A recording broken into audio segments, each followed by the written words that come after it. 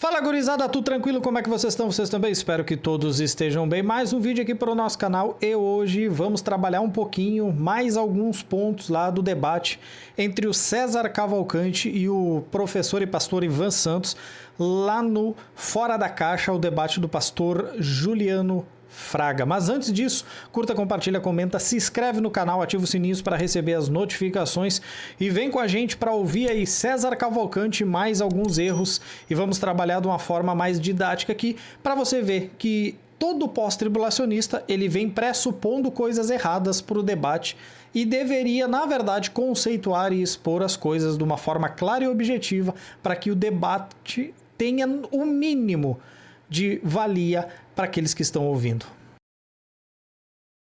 No capítulo 3 de Pedro, no 2 Pedro 3,10 fala assim: virá entretanto como ladrão o dia do Senhor, no qual os céus passarão com estrepitoso estrondo. Eu imagino que até os irmãos que são pré-tribulacionistas e dispensacionalistas entendam que aqui está falando da volta gloriosa de Jesus, onde os céus passarão com estrepitoso estrondo, os elementos se disfarão abrasados, também a terra e as obras que nelas serão atingidas, talvez todas as coisas serão assim desfeitas, vocês precisam ser como aqueles que vivam em santo procedimento e piedade, esperando e aguardando essa vinda do dia de Deus, através do qual os céus incendiados serão desfeitos, os elementos abrasados se derreterão. Então aqui, se Pedro está falando da volta, porque o prédio divide a volta de Jesus, uma é secreta, mas ele não desce. Ele não desce até aqui, e a outra é visível, né? Mas, enfim, de qualquer forma, essa aqui de Pedro, eu queria essa consideração. Por que ele está falando que a igreja, os salvos estão ali? Bueno, gurizada, viram aí o vídeo do César Cavalcante nos 35, eu tentei botar o máximo possível da fala dele no espaço curto de tempo para vocês aí, botei na velocidade em 2 vezes para que ficasse algo, para que ficasse bem compacto e não tão enfadonho, porque muitas das vezes, né, a argumentação muito longa o pessoal não gosta. Mas dito isso, gente, vocês viram a argumentação do César. A argumentação do César basicamente é a seguinte, tá? Eu anotei aqui para trazer para vocês. Primeira argumentação do César é o seguinte: dia do Senhor é igual juízos, que é igual à segunda vinda de Cristo. Ou seja, são os 3 pilares da argumentação dele, no qual ele usa para fazer a pergunta em 2 Pedro, capítulo 3, versículo 10, tá?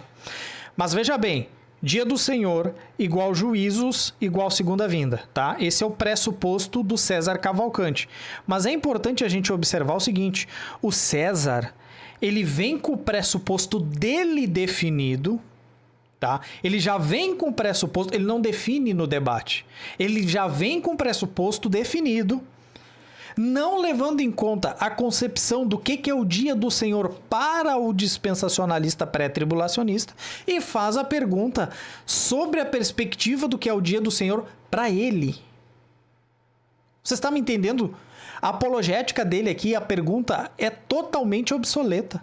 Se ele faz para mim essa pergunta, é um abraço para ele. Porque eu vou mostrar, isso aqui que eu estou falando aqui, eu falaria no debate.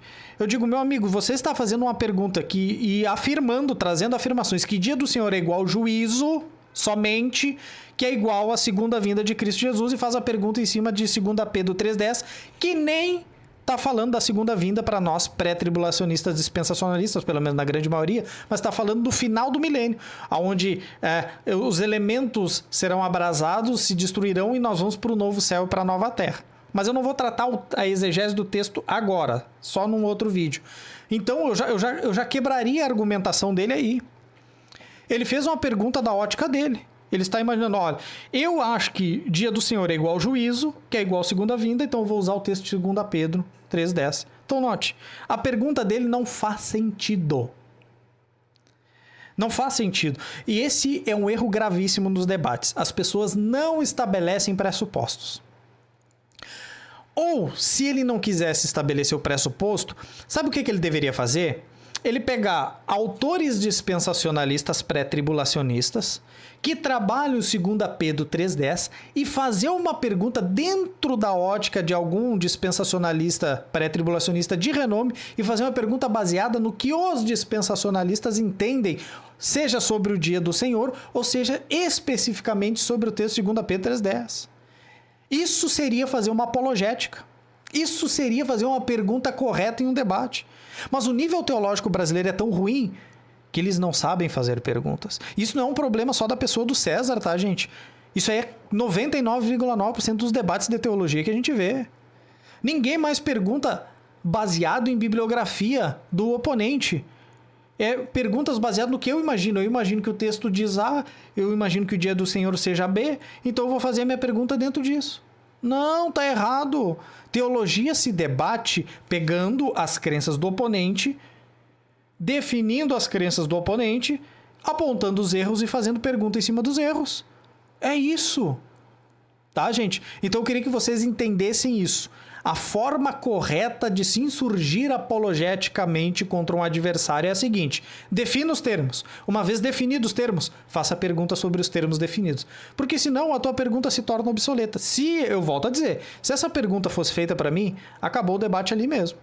Acabaria o debate. Isso aqui que eu tô falando ali, eu falaria veementemente, mostraria o erro dele, da pergunta dele, desmontaria a pergunta dele, ele ia ficar enchendo linguiça na réplica dele. Só isso, tá, gente? Então, muito importante, estabeleçam pressupostos. Não debatam assim dessa forma, porque tu pode pegar um debatedor bom e ele vai destruir a tua pergunta e tu vai passar como um neófito em debate teológico e, principalmente, um neófito em conhecimento teológico. Não faça isso, tá? Bom, gente, depois de demonstrar aí pra vocês que não fez sentido a pergunta dele, que ele veio com os pressupostos dele, faz a pergunta baseada nos pressupostos dele e não da crença do dispensacionalista pré-tribulacionista, no caso ali o professor Ivan Santos, eu quero mostrar pra vocês de uma forma bem resumida o que é o dia do Senhor para nós dispensacionalistas revisados pré-tribulacionistas. Claro que pode ter uma nuance diferente ou de outra, isso é natural, tá? Inclusive, dentro dos pós-tribulacionistas aí, sejam aliancistas ou não, tem distinção do que é o dia do Senhor para cada uma da vertente, tá? Então eu vou mostrar principalmente o que eu acredito que é o dia do Senhor dentro do meu dispensacionalismo revisado e do meu pré-tribulacionismo, ok? Então o que é, Danner, o dia do Senhor? Primeiro a gente deveria estabelecer isso. César, se tu tá vendo esse vídeo, deveria ter estabelecido o que é o dia do Senhor, antes de fazer a pergunta. Veja bem, dia do Senhor para mim, Danner, dispensacionalista revisado, pré-tribulacionista, dia do Senhor é um longo período, um extenso período que vai desde o início do período tribulacional até o final do milênio. Isso é dia do Senhor. Note, até o final do milênio. Danner, como é que tu sabe que é até o final do milênio? O próprio texto de 2 Pedro, capítulo 13, versículo 10. Eu não vou entrar na exegese do texto, mas se vocês lerem os versículos abaixo, vai dizer que nós aguardamos novos céus e nova terra. O texto não diz que nós aguardamos o reino para ser ipsis literis ligado à segunda vinda, deveria dizer que nós esperamos o reino. Aí sim esse texto seria um problema para o pré-tribulacionismo. Mas o texto diz, aguardamos o quê? Novos céus e nova terra. Então isso remete o quê? Final do milênio. Ponto. Acabou a conversa aí, tá? Outra definição muito importante é saber que existem termos técnicos intercambiáveis para tratar o dia do Senhor. O dia do Senhor não aparece só ipsis literis como o dia do Senhor. Aparece dia da ira, aquele dia, o dia, dia de Deus, dia da vingança do nosso Deus, tá? Que mais? Naqueles dias. Tudo isso são termos técnicos intercambiáveis para falar do dia do Senhor, que é esse longo período que vai desde o início do período tribulacional até o final do milênio. Esse é o pressuposto 2. Já defini o que é dia do Senhor. Já defini que existem termos técnicos intercambiáveis que se referem ao dia do Senhor, já os citei aqui. E para mostrar uma coisa muito importante que tem muito pós-tribulacionista que acredita que dia do Senhor refere-se somente aos juízos. E eu vou dizer que não. O período do milênio, onde Cristo estará reinando aqui nessa terra, é um período onde vai ter muita paz, muita bênção, prosperidade. Todo pré-milenista acredita nisso, tá? E eu vou mostrar que o termo dia do Senhor ou o dia, naqueles dias, desses termos intercambiáveis, são usados para descrever também um período de bênçãos, bem-aventurança, inclusive sobre a nação de Israel. E eu vou abrir o texto aqui para vocês para provar a minha posição, porque eu sempre provo biblicamente, eu nunca falo da boca para fora, né? Eu tenho o texto de Sofonias 3, que vai do 11 até o 20, e eu vou mostrar para vocês o texto. Olha o que diz. Naquele dia, referência ao dia do Senhor, não te envergonharás de nenhuma das tuas obras. Texto referido à nação de Israel, tá? com as quais te rebelaste contra mim. Porque então tirarei do meio de ti os que exultam na sua soberba, e nunca mais te ensoberberás no meu santo monte. Mas deixarei no meio de ti um povo humilde e pobre, e eles confiarão no nome do Senhor. Mas deixarei no meio de ti um povo humilde, pobre, e eles confiarão no nome do Senhor. Ou seja, está falando de bênçãos, tá? O remanescente de Israel não cometerá iniquidade, nem proferirá mentira, e na sua boca não se achará língua enganosa, mas serão apacentados, e deitar-se-ão, e não haverá quem os espante. Canta alegremente, ó filha de Sião, rejubila, ó Israel, regozija-te e exulta de todo o teu coração, ó filha de Jerusalém. O Senhor afastou os teus juízos, exterminou o teu inimigo. O Senhor, o Rei de Israel, está no meio de ti. Tu não verás mais mal algum. Naquele dia, de novo, a segunda vez, tá? Naquele dia se dirá a Jerusalém: não temas, ó Sião, não enfraqueçam as tuas mãos. O Senhor teu Deus, o poderoso, tá? Está no meio de ti, e ele salvará e se deleitará em ti com alegria. Calar-se-á por seu amor, regozijar-se-á e em ti com júbilo. Os entristecidos por causa da reunião congregarei, e esses são de ti, para os quais o opróbrio dela era um peso. Eis, naquele tempo, mais uma ênfase de novo, tá? Naquele tempo, procederei contra todos que te afligem, e salvarei a que cocheia, e recolherei a que foi expulsa, e deles farei um louvor, e um nome em toda a terra em que foram envergonhados. Naquele tempo, quarta ênfase, tá, gente? Naquele tempo vos farei voltar, naquele tempo, quinta ênfase, vos recolherei, certamente farei de vós um nome e um louvor entre os povos da terra, quando fizer voltar vossos cativos diante dos vossos olhos, diz o Senhor.